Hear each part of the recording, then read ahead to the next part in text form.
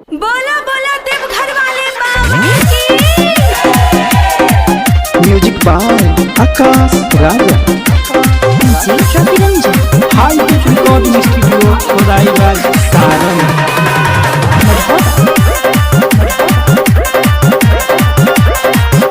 कि जब से चढ़ जाला सावन के महीना तो कहियो रही नहीं स्वामी भंगिया बिना।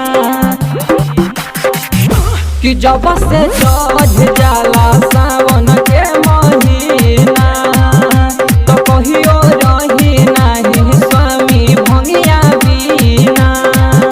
तो रौरा काहे नहीं मेरा मलाई भावे है।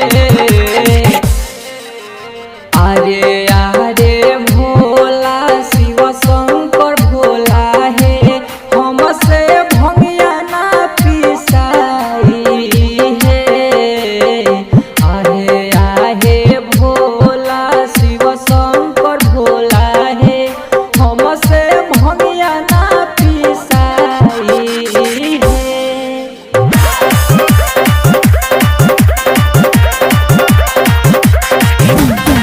जी Raviranjan. High tech recording studio Khodaibagh Saran.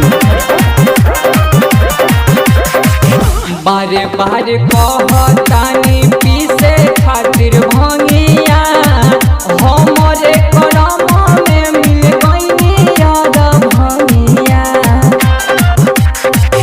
बारे बारे कहतानी पीसे खातिर भंगिया हमरे करम में लिखनी याद भंगिया। तब बोली कौन मजा गाजा में पाइला है।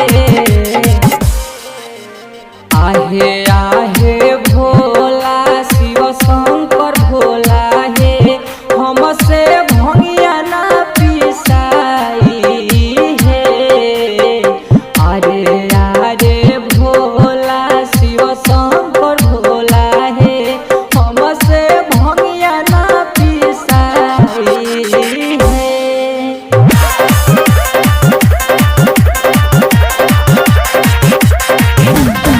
जी Raviranjan. High tech recording studio Khodaibagh Saran. करे जहनी तंग ज्यादा जाई बनई हारावा। रोज रौरा गाजा पीही पानी बहुरा हवा। करे जहनी तंग स्वामी जाई बनई हारावा। रोज रोज भांग पी के भइनी बहुरा हवा।